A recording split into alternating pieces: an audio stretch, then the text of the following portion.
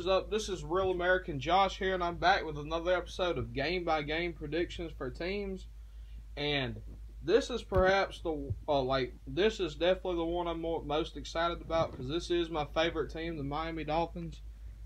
And I'm kind of optimistic about the Dolphins this year. Like, we have Tannehill coming back, I think he's going to be really good this year. Even with the loss of Jarvis Landry, I think Danny Amendola and Albert Wilson and Jakeem Grant, maybe Leonte Crew, if he doesn't get cut this year, he can do something. Like, Devontae Parker might have somewhat of a breakout year, hopefully. Kenny Stills is definitely our best receiver, but defensively, I think we're going to have a much improved linebacking core, like Kiko Alonso, I think he's still here as depth, but, Raekwon McMillan and Jerome Baker, I think, can really help this linebacking core break out, and I think next year, if we can get rid of Kiko and get a better linebacker, then I think our linebacking core can be set. Our secondary is very underrated, and I think TJ McDonald this year might even play some linebacker. So, if he's really good, then maybe that can really help our linebacking core. Obviously, got rid of Ndamukong Suh, but I think that Davin Godchaux, he played really well last year, and Jordan Phillips, he can break out this year. I think these guys are going to break out. Our pass rush should be really good, Hopefully, Charles Harris can really get going. Cameron Wake and Robert Quinn should definitely be good. I think we got William Hayes back. He's really good against the run. I'm very optimistic about this team, so let's get into it. Week 1, we start off with a home game against the playoff team last year, and we were starting off against the Titans, and I have us winning 27-13. I think the Titans have to get used to a new offense, a new head coach, and all that, and I think the Dolphins can take advantage of that. Tannehill early on, maybe not so much Tannehill, but our 1-2-3 punch at running back with Kenyon Drake, Frank Gore, and rookie Kalen Ballage. I think Mike Gesicki, he can really help improve the offense at tight end. He's going to be a beast. Easy win for the Dolphins. Week 2, another pretty easy win at the Jets. I think we win 35-21. We might give them a garbage time touchdown or two, but that's why I think the Jets score 21 on us. But, overall, the Dolphins starting off 2-0 with 2 pretty impressive wins. Week 3, another impressive win, a close game, a 20-17 win at home against the Raiders. The Dolphins are off to a 3-0 start, looking really good. Week 4 at the New England Patriots. This is where the Dolphins suffer their first loss. Now, we lose 34-17, but I think the Dolphins really do show improvement, because I think we had the game tied at 17 at the half, and maybe Patriots come out and score 17 in the second half. Or the Dolphins could possibly win, depending on how much the Patriots struggle defensively without Matt Patricia. And also, add in the fact that maybe Tom Brady, age catches up with him some. The Dolphins do have a chance to beat the Patriots and win the AFC East this year, I think. All right.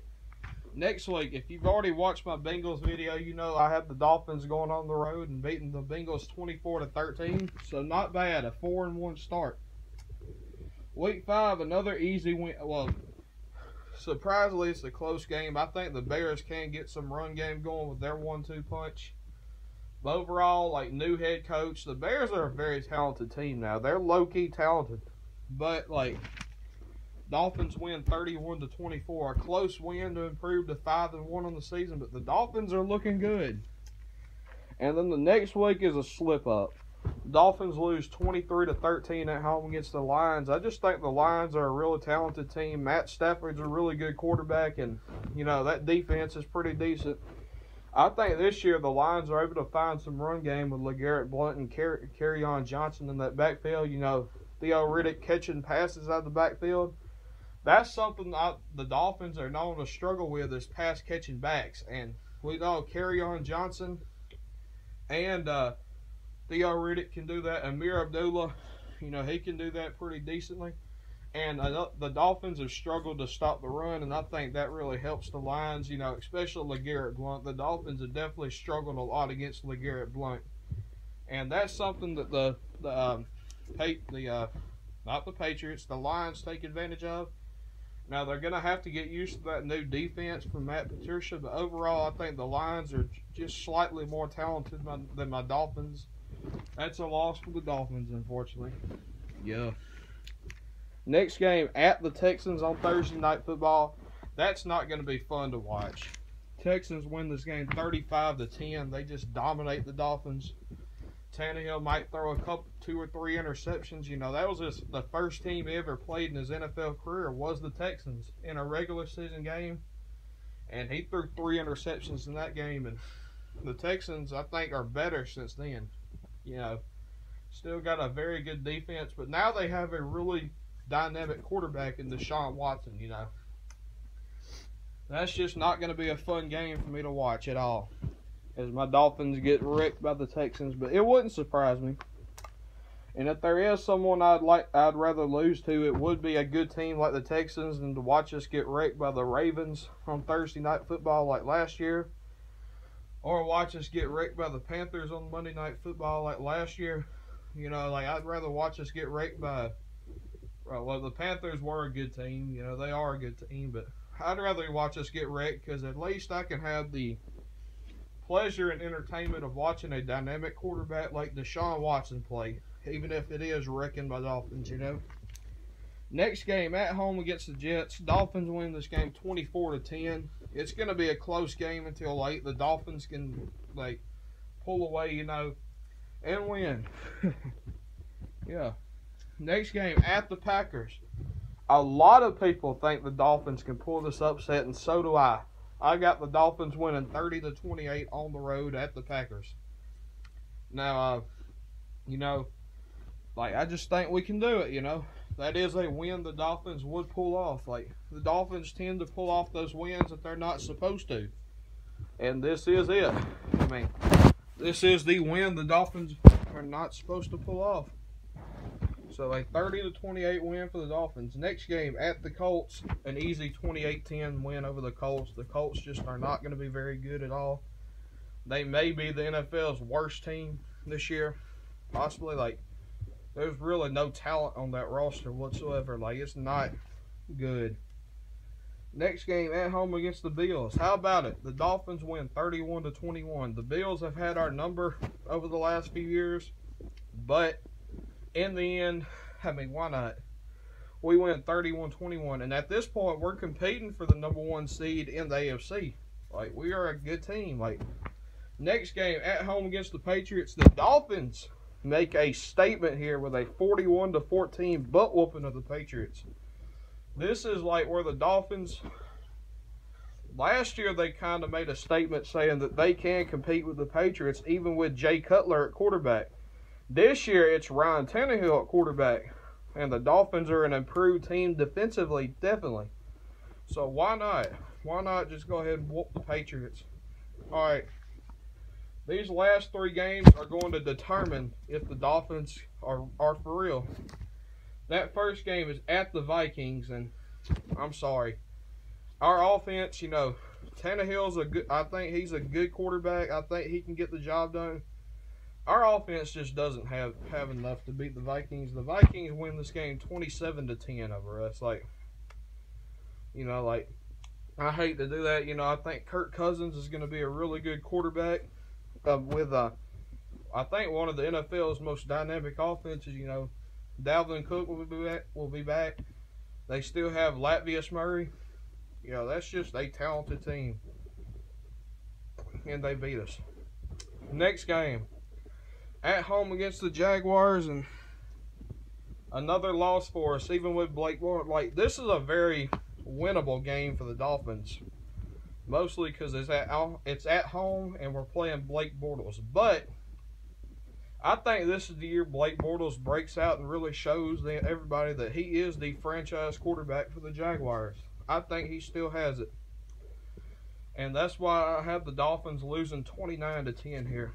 I don't see it. I don't see it for the Dolphins. So, obviously, we fall to 10-5 here. In this final game at the Bills, this could determine whether we win the division or not.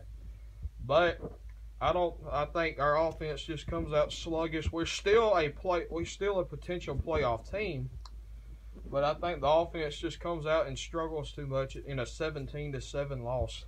You know, like, I mean, I hate it. You know, I hate that, but it's probably what's going to happen. We'll probably just come out too sluggish on offense and lose. Overall, a 10-6 record for the Dolphins, I'll take it.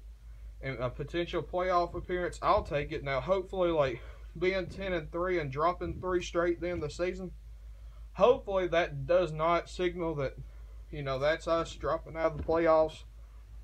But, I mean, honestly, I think this is the first year Ryan Tannehill might throw 30-plus touchdowns. You know, I think he might run for 4 or 5 this year, too. I think Tannehill could be in contention for the MVP, considering, like, depending on how that knee holds up. I think that 1-2-3 punch in the backfield will take a little bit of pressure off of Tannehill and make defenses honest, you know. I think the line will be improved. I think Isaac Asiato will come into his own as a starter. I think Laramie Tunsil will be improved. Jawan James is back. You know, Matt Slauson definitely upgrades the left or right guard position, whichever one he plays. Isaac Asiato will play well at the other. And then at center, you know, we have Daniel Kilgore.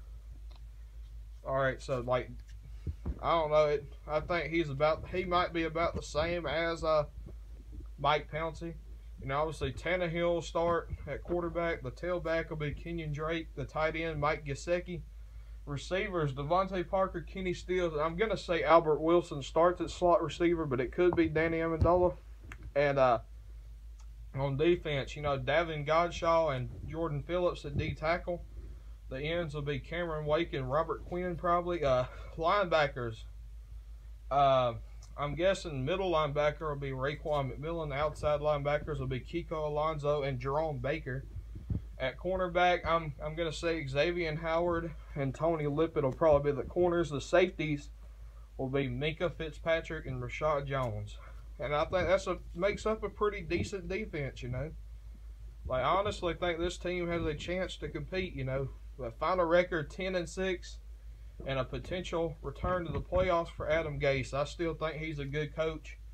He just, like last year, the reason the offense struggled so much, Jay Cutler and Matt Moore just limit the offense, you know. Like, they don't have as good of an arm as Tannehill. Like, Tannehill will open up the offense, especially with play-action bootlegs, you know. Though, not going to lie, I was slightly disappointed when the Dolphins did not trade up for Josh Rosen or take Lamar Jackson. But, you know what? I want to see what Tannehill does before I start calling for us to draft a new quarterback. So, anyways, guys, I hope you guys enjoyed. Real American Josh, a.k.a. the Dolphins fan out. Peace.